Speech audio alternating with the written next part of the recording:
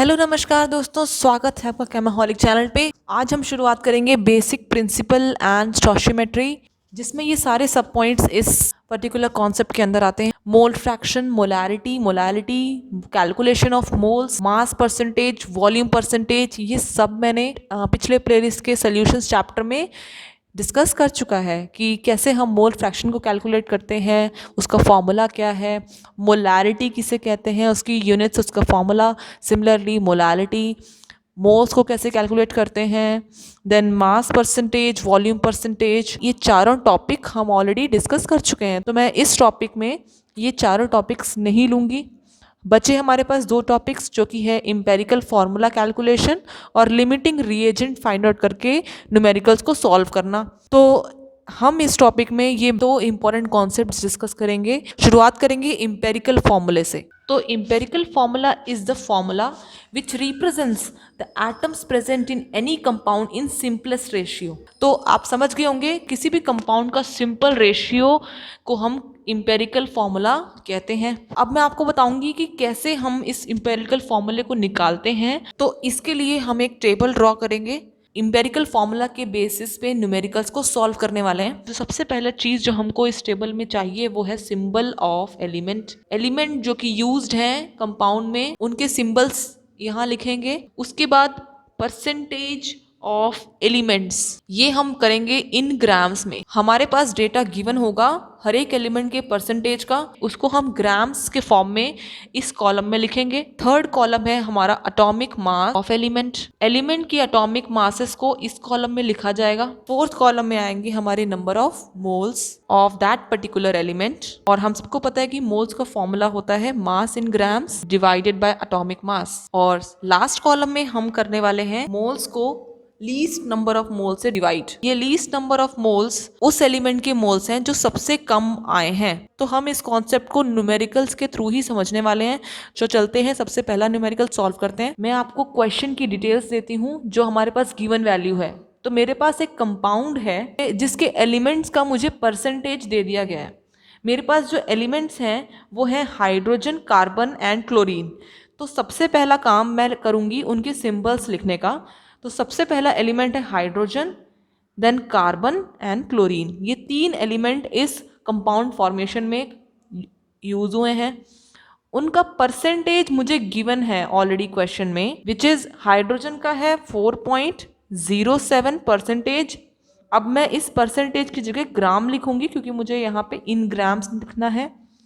Second, मेरा carbon का percentage मुझे दिया गया है 24.27, अगेन ग्राम्स।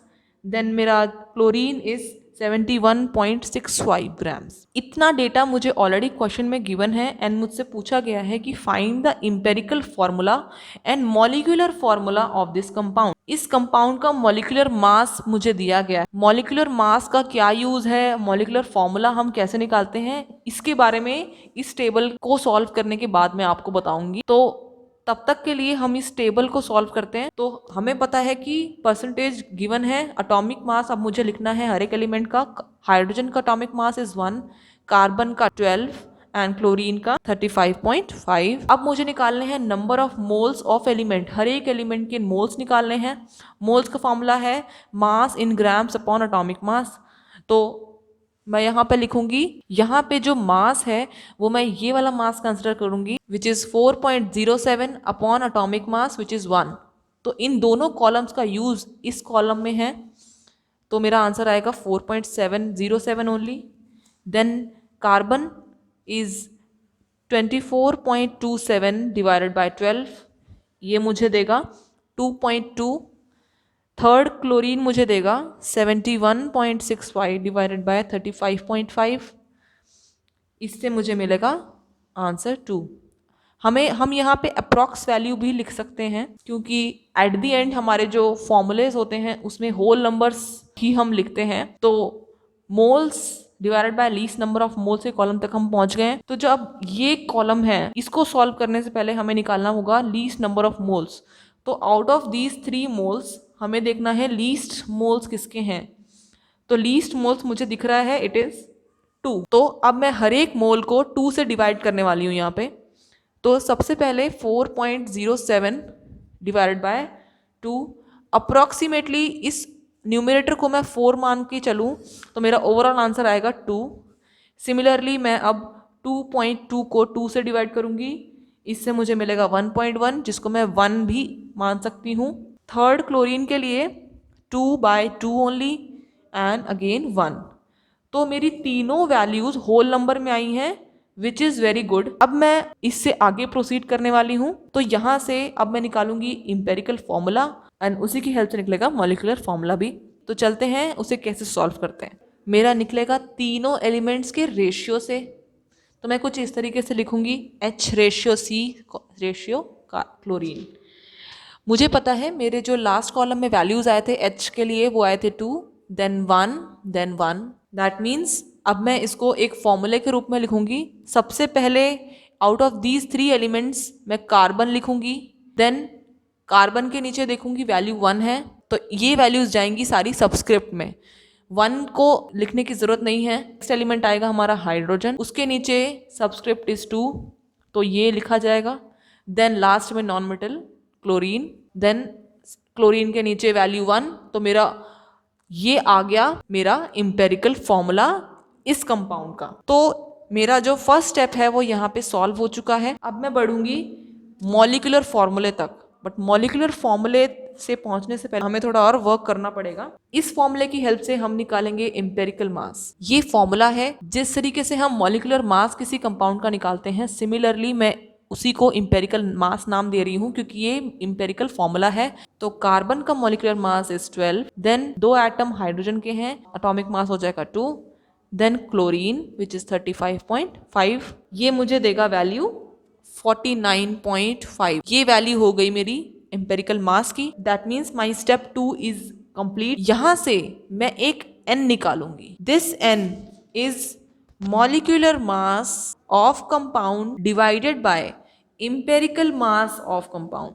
ठीक है, तो मॉलिक्यूलर मास हमें ऑलरेडी गिवन है क्वेश्चन में विच इज 98.96। इम्पेरिकल मास हमने जस्ट अभी निकाला है 49.5। मेरी बताइए n की वैल्यू क्या निकलेगी। मेरा n इक्वल हो जाएगा अप्रॉक्सीमेट वैल्यू 2। तो यहां से मेरा n निकल गया। अब इस n का बहुत बड़ा रोल है मॉलिक्यूलर फॉर्मूला निकालने में, क्योंकि इसी n को मैं इम्पेरिकल फॉर्मूले से मल्टीप्लाई करने वाली हूँ। हमारा मॉलिक्यूलर फॉर्मूला CH2Cl हमारा इम्पेरिकल फॉर्मूला था।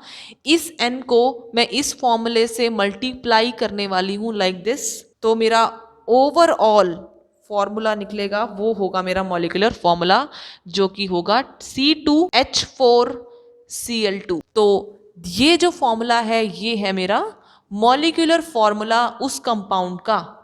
तो आप देखेंगे इंपेरिकल फॉर्मूला और मॉलिक्यूलर फॉर्मूले में क्या डिफरेंस था। मल्टीप्लिकेशन बाय दिस नंबर जिसको हमने n कंसिडर किया है।